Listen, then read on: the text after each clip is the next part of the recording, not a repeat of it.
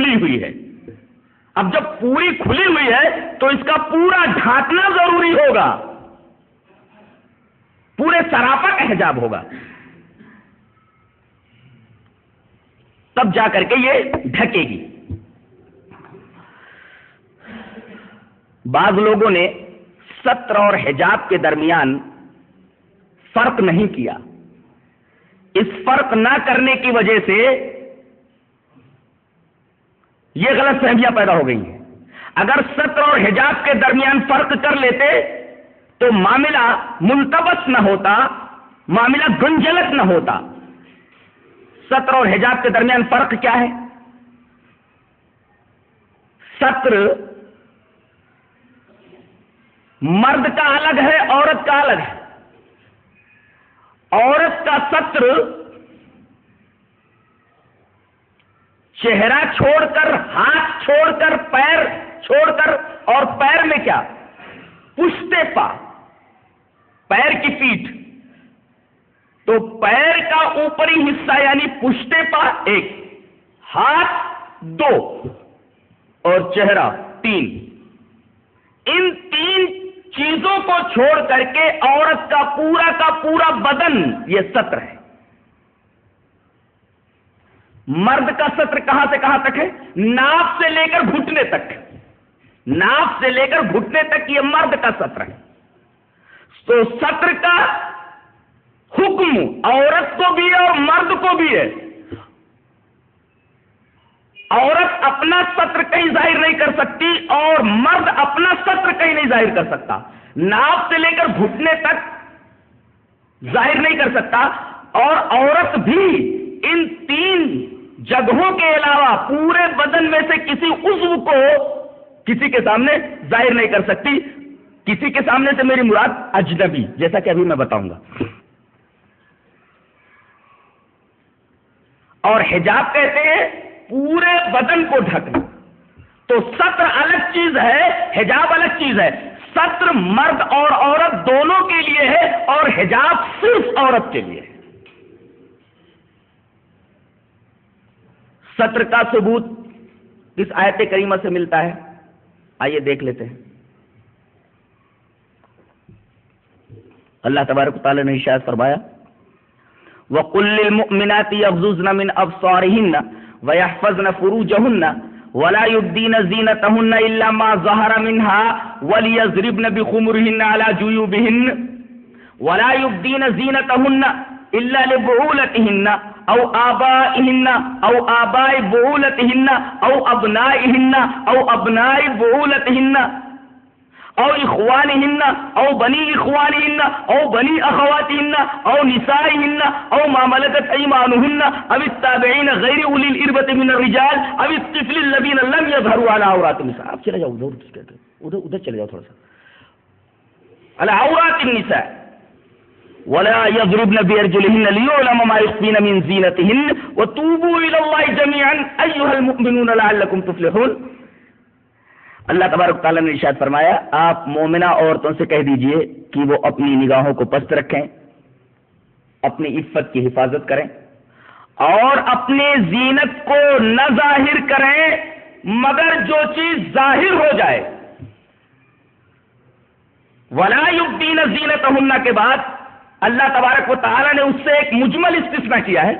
اس مجمل استثناء سے لوگوں کو دھوکہ لگ گیا ہے. اس کا مدعا سمجھنے میں اصل میں غلطی ہوئی ہے. تو پہلے آیت کریمہ کا ترجمہ دیکھ لیں کہ وہ اپنی زینت کو ظاہر نہ کریں مگر جو ظاہر ہو جائے، اور وہ اپنے دوپٹوں کو اپنے گریبانوں کے اوپر ڈالے رکھیں، اور اپنے زینت کو کہاں کہاں ظاہر کریں؟ 12 جگہوں پر. لبعولتہن اپنے شوہر کے لیے، ان کے شوہر ہیں جو ان کے لیے، سسر کے لیے آباء بعولتہن، بیٹوں کے لیے او ابناء بعولتہن اپنے شوہر کے بیٹوں کے لیے. یعنی جو بیٹوں کی 3 قسمیں ہیں، بلکہ یوں کہیے کہ ایک بیٹا ہوتا ہے رضائی ایک بیٹا ہوتا ہے، نسبی وغیرہ وغیرہ، تو ان بیٹوں سے پردہ نہیں ہے. زینت یہاں ظاہر کی جا سکتی ہے. سسر سے بھی پردہ نہیں ہے. شوہر بولتہن، باپ دادا سب آ گئے. اسی طریقے سے شوہر کے جو بیٹے ہیں ان سے بھی پردہ نہیں ہے. اخوانہن، بھائیوں سے پردہ نہیں ہے. او بنی اخوانہن، بھائیوں کے بیٹوں سے بھتیجوں سے پردہ نہیں ہے. او بنی اخواتہن، بھانجوں سے پردہ نہیں ہے. او نسائہن، عورتوں سے پردہ نہیں ہے. او ما ملکت ایمانہن، نوکرانیوں سے پردہ نہیں ہے. اور اس طریقے سے وہ نوکر جن کو جنسی خواہش نہیں رہ گئی ہے، جس کو اس آیت کریمہ میں غیر اولی الاربا کہا گیا ہے، جن کے پاس جنسی خواہش ہے ہی نہیں، ایسے نوکر بوڑھے، ان کے سامنے بھی پردہ نہیں ہے. اور وہ بچے جو ابھی عورتوں کی پوشیدہ چیزوں سے واقف نہیں ہیں، ایسے بچوں سے بھی پردہ نہیں ہے. آپ گنیں گے تو اس آیت کریمہ میں 12 اشخاص ایسے ہیں. اب 12 اشخاص بنیادی طور پر ہیں، تفصیل کریں گے تو اور آگے تک معاملہ بڑھتا چلا جائے گا. بنیادی طور پر 12 قسمیں بیان کر دی گئی ہیں. ان کے سامنے زینت کو ظاہر کیا جا سکتا ہے. ان کے علاوہ کسی اور کے سامنے زینت کو ظاہر کرنا جائز نہیں ہے. زینت کیا ہے؟ وہی 3 چیزیں جو سطر میں ہیں. نماز میں عورت اس کو ظاہر کر سکتی ہے، چہرہ، ہاتھ اور اسی طریقے سے پیر، یہ ان کے سامنے ظاہر کیا جا سکتا ہے. رہا اجنبیوں کا معاملہ تو اجنبیوں کے سامنے یہ 3 چیزیں بھی ظاہر نہیں کی جا سکتی، بلکہ اجنبیوں کے سامنے عورت سر سے پیر تک پردہ ہے، اور سر سے پیر تک وہ حجاب میں اپنے آپ کو چھپائے. وہ حکم سورہ احزاب کی اس آیت کے اندر ہے، یا ایھا النبی قل لازواجک وبناتک ونساء المؤمنین یدنین علیہن من جلابیبہن. اے نبی، آپ اپنی بیویوں سے کہہ دیجئے، اپنی بیٹیوں سے کہہ دیجئے، اور اسی طریقے سے مسلمانوں کی عورتوں سے کہہ دیجئے کہ وہ لوگ جب باہر نکلیں تو اجنبی انہیں دیکھ نہ پائے، اس لیے وہ اپنے چادروں کے پلو اپنے اوپر لٹکا لیں. یہاں یدنین علیہن، علی استعلا کے لیے آتا ہے. لفظ علی ہی بتلا رہا ہے کہ عورت کا پردہ سر سے پیر تک ہے، تبھی تو لفظ علی لایا گیا جو استعلا کے لیے ہے. اور دوسرے یہاں ایک لفظ خاص طور سے استعمال کیا گیا ہے، جلباب. جلباب کی جماعت یہ جلابیب.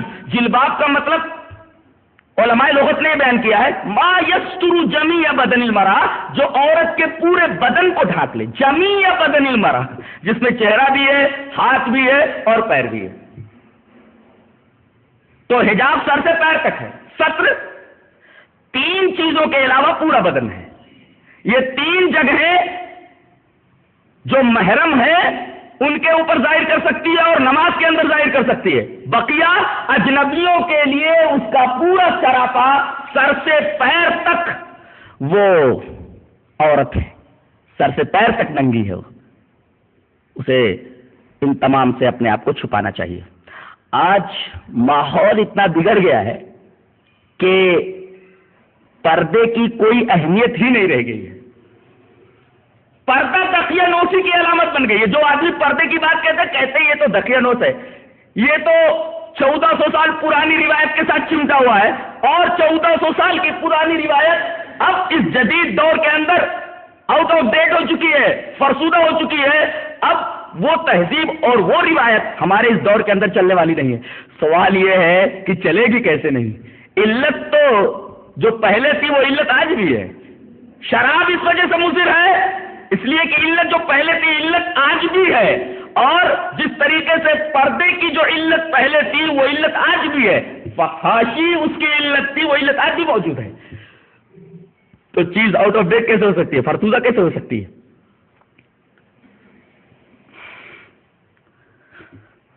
نہ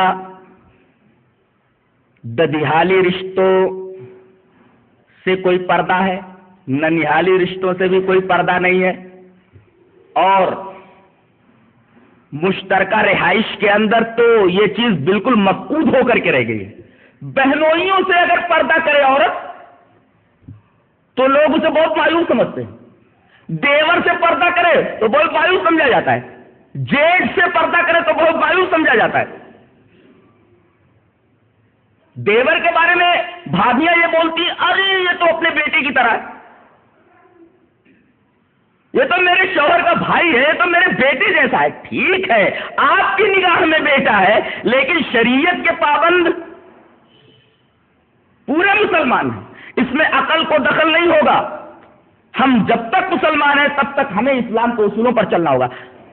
دیور کے بارے میں شریعت کے کیا حکم ہے اس سلسلے میں، وہ روایت جو نسائی شریف کتاب النکاح کے اندر آئی ہے اسے سامنے رکھ لیں تو اس بات کی کیا حقیقت ہے آپ کے سامنے کھل کر آ جائے گی، اس بات کی کیا اہمیت ہے آپ کو اچھی طرح معلوم ہو جائے گی۔ وعن ابی ہریرہ رضی اللہ تعالی عنہ قال خطب رجل امرأة من الانصار فقال له رسول الله صلی اللہ علیہ وسلم هل نظرت الیها قال لا فامره ان ينظر الیها رواہ النسائی فی کتاب النکاح۔ اس کے اندر ایک مسئلہ بیان کیا گیا ہے، اس مسئلے کے بعد میں دیور کے مسئلے کے اوپر آتا ہوں۔ رسول اللہ صلی اللہ علیہ وسلم کی ایک روایت حضرت ابو ہریرہ نقل کر رہے ہیں کہ انصار کے ایک آدمی نے ایک انصاریہ عورت کو پیغام نکاح دیا۔ نبی کریم صلی اللہ علیہ وسلم کو جب معلوم ہوا تو اس شخص صاحب نے پوچھا کہ عورت کو دیکھا؟ کہا کہ نہیں اللہ کے رسول نہیں دیکھا۔ فأمرہ ان ينظر الیہا، آپ نے فرمایا جا دیکھ لے اس کو۔ بعض لوگوں نے یہ سمجھا ہے کہ عورت کا چہرہ یہ پردہ نہیں ہے، نہیں تو نبی کریم صلی اللہ علیہ وسلم دیکھنے کا حکم کیوں دیتے؟ اس جزئی واقعے سے عمومی حکم پر استدلال نہیں کیا جا سکتا، عموم پر استدلال نہیں کیا جا سکتا۔ یہ تو آج بھی حکم موجود ہے کہ اگر کوئی آدمی کسی عورت سے شادی کرنا چاہتا ہے تو اس سے شادی کر سکتا ہے، اسے دیکھ سکتا ہے۔ اسی طریقے سے اگر عورت بیمار ہے تو ڈاکٹر اس کو دیکھ سکتا ہے۔ بعض حالات کے اندر جس کو اضطراری حالت کہتے ہیں، ان حالات کے اندر عورت کو مرد دیکھ سکتا ہے۔ یہ حالات خصوصی ہیں، عمومی حالات کے اندر اس پردے کا سخت حکم دیا گیا ہے۔ یہ اضطراری حالات، مجبوری کے حالات، یہ اصلی حالات سے مستثنا ہے۔ اب آئیے اس حدیث کی طرف۔ حدیث اس طرح ہے، وعن عقبۃ بن عامر رضی اللہ تعالی عنہ ان رسول اللہ صلی اللہ علیہ وسلم قال لا تدخلوا إياكم والدخول على النساء فقال رجل من الأنصار أفرأيت يا رسول الله أفرأيت الحم قال الحم والموت رواہ الترمذی کی کتاب الطلاق۔ حضرت عقبہ ابن عامر فرماتے ہیں کہ رسول اللہ صلی اللہ علیہ وسلم نے ایک عام حکم دیا۔ وہ عام حکم کیا تھا کہ اے لوگوں تم عورتوں کے پاس مت جاؤ، یعنی بے حجاب جو عورتیں ہیں، بے پردہ جو عورتیں ہیں، اچانک ان کے پاس گھر میں داخل مت ہو جایا کرو۔ تو اس آدمی نے پوچھا کہ اللہ کے رسول دیور کا مسئلہ بتا دیجئے۔ ہم وہ کا مطلب ہوتا ہے دیور، اس دائرے میں جیٹ بھی آ گیا، بہنوئی بھی آ گئے، سارے کے سارے آ گئے۔ خاص طور سے یہاں دیور کا تذکرہ ہے اس لیے کہ مشترکہ رہائش کے اندر شوہر کا یہ جو بھائی ہے دیور، یہ برابر گھر سے جڑا رہتا ہے۔ تو ایک آدمی نے نبی کریم صلی اللہ علیہ وسلم سے پوچھا کہ اللہ کے رسول دیور کے بارے میں آپ کیا بولتے ہیں؟ آپ صلی اللہ علیہ وسلم نے ارشاد فرمایا الحم والموت، دیور تو موت ہے. بتائیے حدیث کے اندر دیور کو موت کہا جا رہا ہے. اشارہ اس بات کی طرف ہے کہ شریعت اسلامیہ میں زنا کی سزا اگر شادی شدہ نہیں ہے تو کوڑے ہیں، اور اگر شادی شدہ ہے تو اسے رجم کر دیا جائے گا. اگر اتفاق سے دیور شادی شدہ ہے، بھابھی سے ملوث ہو گیا، تو یہ تو موت کا سبب بن گیا اس عورت کے لیے بھی، اور اپنی موت کا بھی سبب بن گیا. خود یہ رجم کر دیا جائے گا اور عورت بھی رجم کر دی جائے گی. تو سب سے بڑا خطرہ تو دیور سے ہے. دیور سے پردہ ضروری ہے خاص طور سے. اب بھابیاں کیا بولتی ہیں، یہ تو بھائی کا بیٹا ہے، شوہر کا بیٹا ہے، اور یہ اپنی بیٹی کی طرح ہو گیا. لیکن شریعت یہ کہتی ہے تیرا بیٹا نہیں ہے، تیرے لیے موت کا سبب بن سکتا ہے، اس سے پردہ ضروری ہے. لیکن مشترکہ رہائشی نظام کے اندر یہ چیز آج بخود نظر آتی ہے. نہ کوئی دیور سے پردہ کرتا ہے، نہ کوئی بہنوئی سے پردہ کرتا ہے، اور نہ کوئی جیٹ سے پردہ کرتا ہے. اگر کوئی ان سے پردہ کرنے لگے تو لوگ ہنستے ہیں، اس کو ایک معیوب بات سمجھتے ہیں، جبکہ یہ معیوب بات نہیں ہے بلکہ شریعت اسلامیہ کا ایک حساس مسئلہ ہے. الحم والموت کہہ کر کے اس کی حساسیت کی طرف اشارہ کیا گیا کہ مسئلہ اتنا آسان نہیں ہے بلکہ مسئلہ بہت ہی حساس ہے.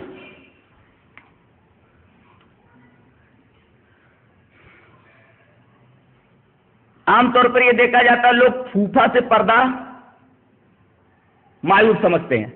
اگر کوئی عورت اپنے پھوپھا سے پردہ کرنے لگی تو لوگ ہنستے ہیں. اب یہ بتائیے پھوپھا اس عورت سے اس کی شادی ہو سکتی ہے کہ نہیں؟ ہو سکتی ہے. لہذا پھوپھا بھی یہ اجنبی ہے، غیر محرم ہے، لہذا پھوپھا سے بھی پردہ کیا جائے گا.